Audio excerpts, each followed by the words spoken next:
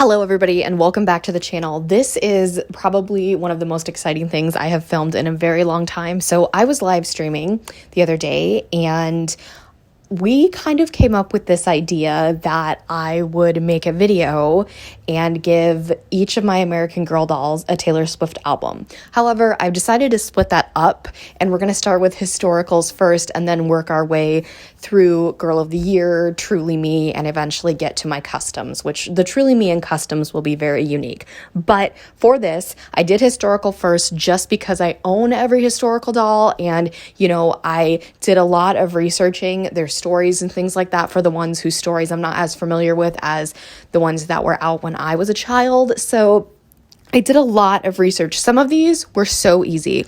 Others, I'm still not 100% convinced. So I'll tell you who I'm like, this is their album. And I'll tell you some of them I went back and forth between 2 albums and whatnot. So basically we have 10 albums and I didn't include the best friends in this one because it would be much too long. I'm going to try and provide a little bit of an explanation for each and every one of them as quickly as I can. This might be a little bit longer because there are over 20 dolls even without the best friends.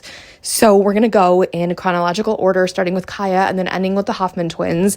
And hopefully I got some of these, this is obviously just my opinion, but I think some of them I really, really did.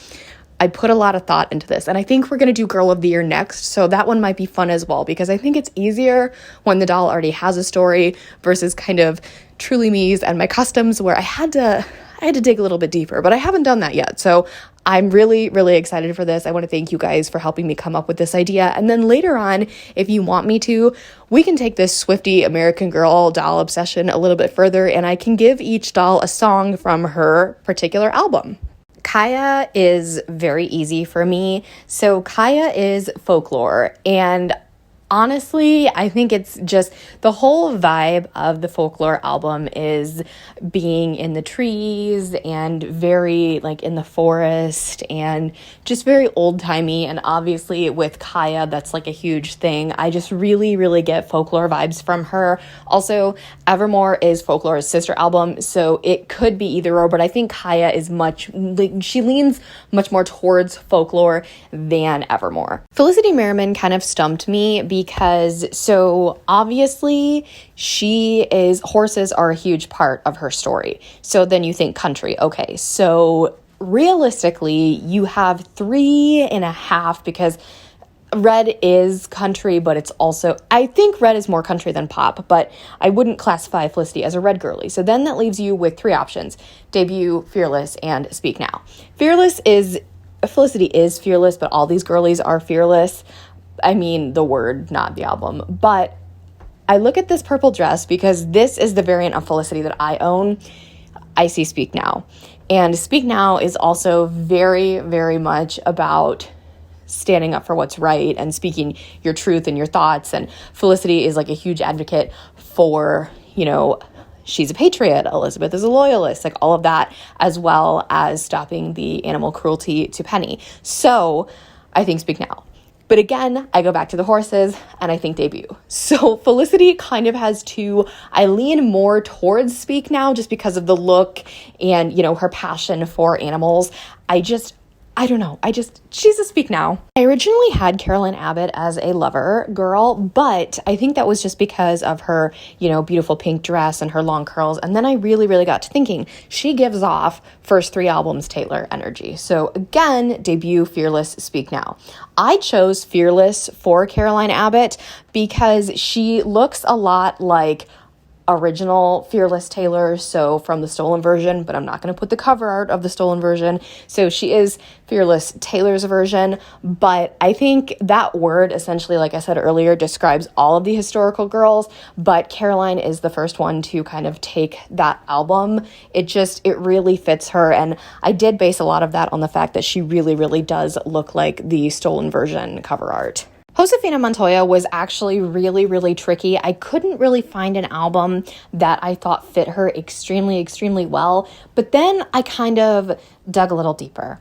So Josefina really, really loves her family, her mother, her aunts, and, that's really, really important. But Taylor doesn't really have any songs about, her aunts. She does have a couple about her mom, but I, for some reason, just based on Josefina's color scheme, like her very, this particular, I chose the original Josefina look because this is very, very Evermore-ish.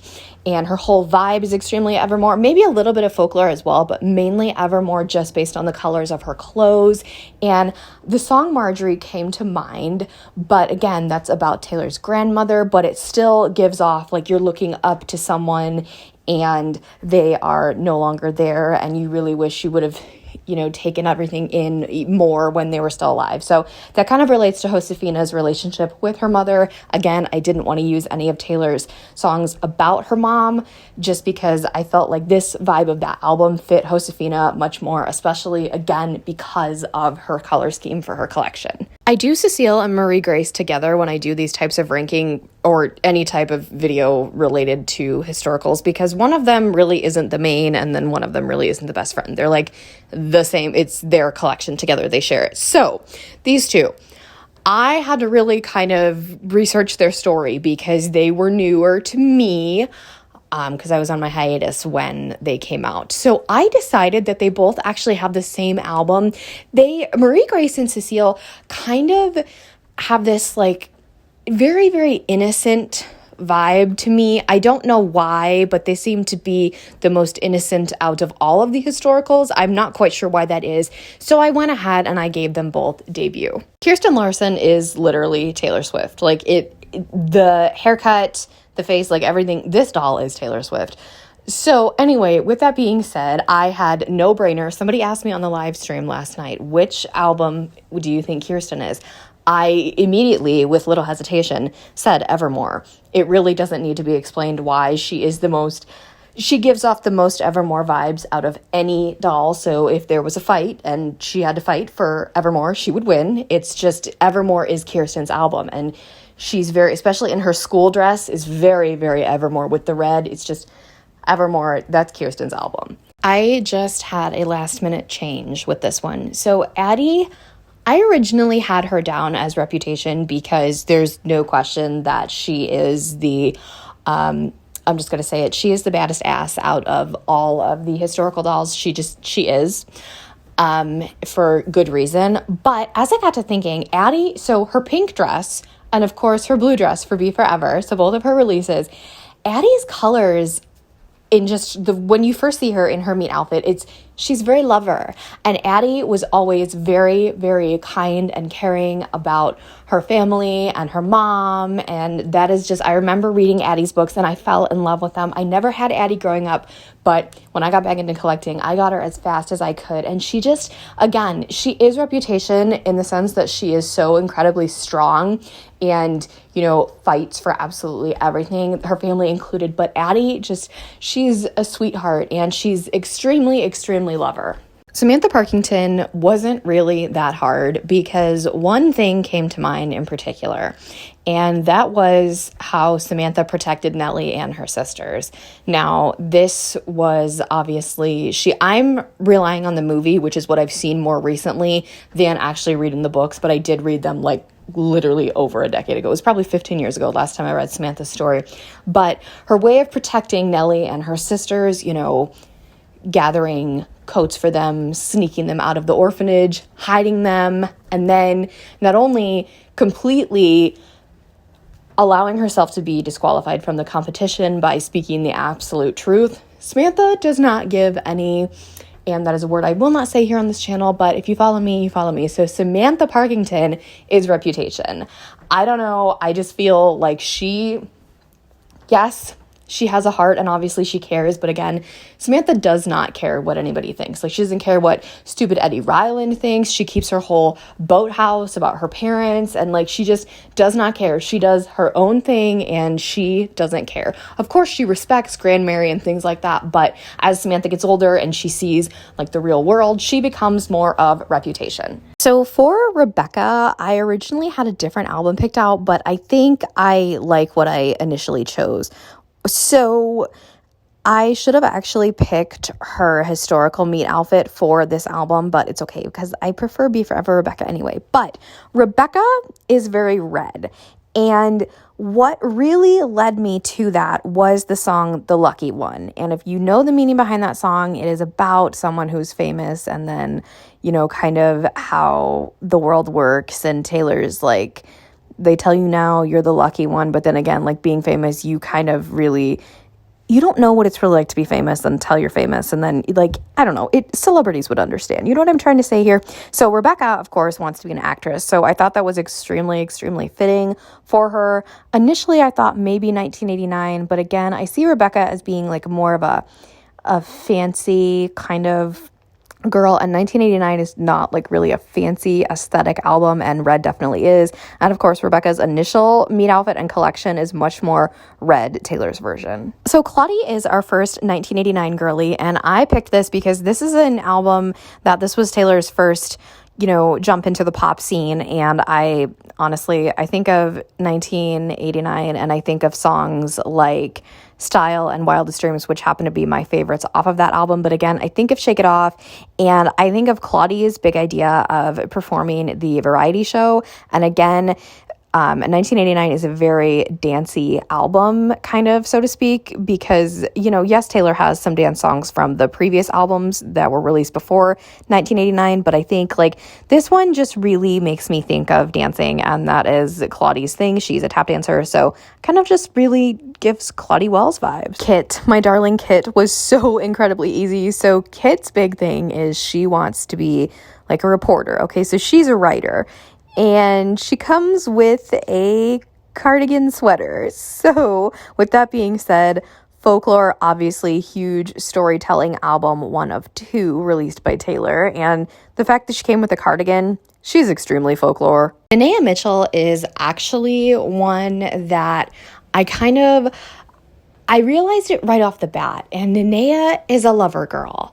And this is because during the hard times of World War II, one of Linnea's biggest accomplishments is the fact that she, realizes that the hula is important and it makes her happy, so she wants to make others happy. Now, you have to understand that the older historicals have 6 books, some of them even have more, and the newer ones really don't have that much of a story to expand on, so they're a little bit more difficult. Linnea's, however, was really easy just because she seemed like a kind-hearted, sweet girl that just wanted to bring joy and happiness to others, and that's definitely what the album of Lover does. Molly was hard. I'm not gonna lie. She was a little bit I remembered Molly being super cool and everything. And then I guess this is kind of why I don't like her as much as an adult. She just wasn't all that exciting to me. I'm very interested in her time period, and it's one of the reasons I kind of read all the Molly books, and you guys know my love for Emily. So I was really stumped by this. So I gave her Fearless. However, she doesn't really fit the girly aesthetic of Fearless, but it was really the only thing I could come up with. If you guys have a better one for Molly, please let me know. But the other thing that struck me was, of course, in the song 15, it's you sit in class next to a redhead named Abigail and soon enough you're best friends. And Emily Bennett has red hair. So I was like, okay, fine, that's Molly. We're just going to do that one because I really didn't know which album to give her. Mary Ellen got Speak Now for 2 reasons, one of which being her style. So the poodle skirts make me really think of Speak Now and how Taylor has the long flowy dresses. Now, yes, there's a drastic difference between those two types of styles, but Mary Ellen is very into dresses, and Speak Now was kind of the era of the very long ball gown, if you could not tell by the fact that that is what she performs when she is wearing Enchanted in the Eras tour.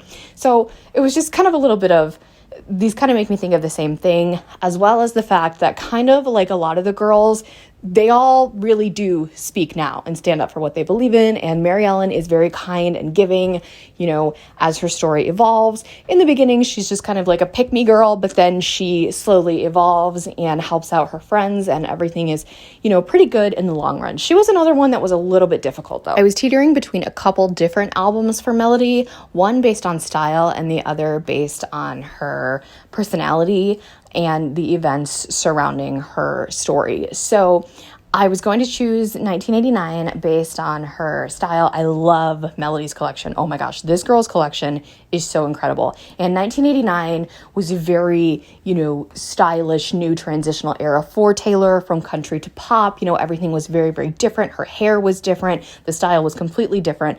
And Melody, this girl is not afraid to kind of just show all the different looks she's got. She's very, experimental with her style, and not in a bad way. I just love how unique her whole collection is, even with her hair and its little hair flip, just adorable.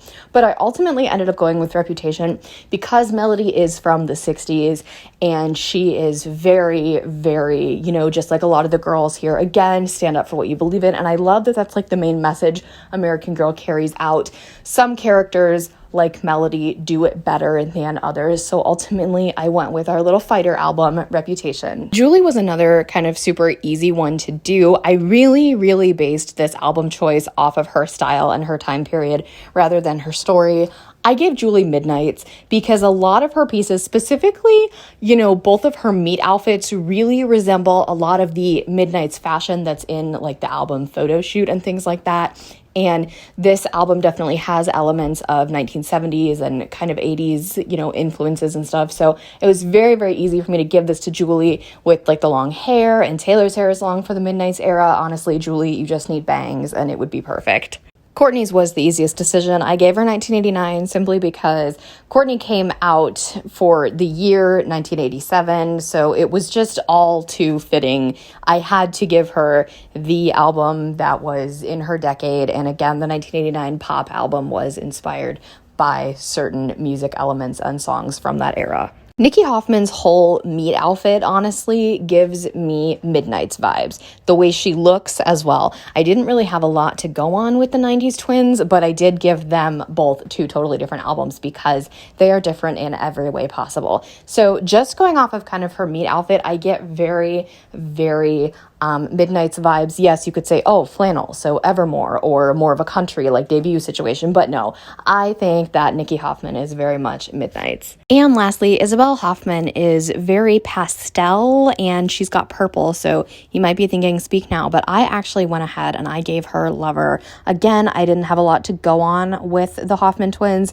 so I just kind of based it a lot on appearance and kind of their personalities in my collection, which are still developing, but I went ahead, like I said, and I gave Isabelle Hoffman Lover. I want to say really quickly that I have not had this much fun filming a video in a little while, and I am just so incredibly happy that we kind of came up with this idea together. I want to also stress that no, I did not come up with this idea. I'm sure that somebody else has already done it before, but I have just never seen anyone else do it. So this was kind of something that you guys and I came up with, and we tweaked it, to match the channel and everything. So if you guys want to let me know down below what albums you think certain historicals are, please feel free to do so. Also, just because this was my opinion, these are no right or wrong answers, so just be respectful to each other and myself, but I would love to discuss this with you all in the comments down below. The Girl of the Years will be coming next. Not quite sure when I'm going to be doing that one because I really have to familiarize myself with their stories more so than the historicals. But anyway, let me know what you think of this. I really enjoy this. We could totally do this like in so many different ways with other artists. This could be a new fun thing, and I want to let you all know that Olivia was here with me the entire time. If you don't know, that's my cat, and she is basically my co-host. But anyway, if you have not already, give this video a big thumbs up, hit that subscribe button to join the fam, and tap that really cool notification bell so you know the exact moment I post a new video. Have a blessed day, and I'll speak to you all soon. Bye, everybody.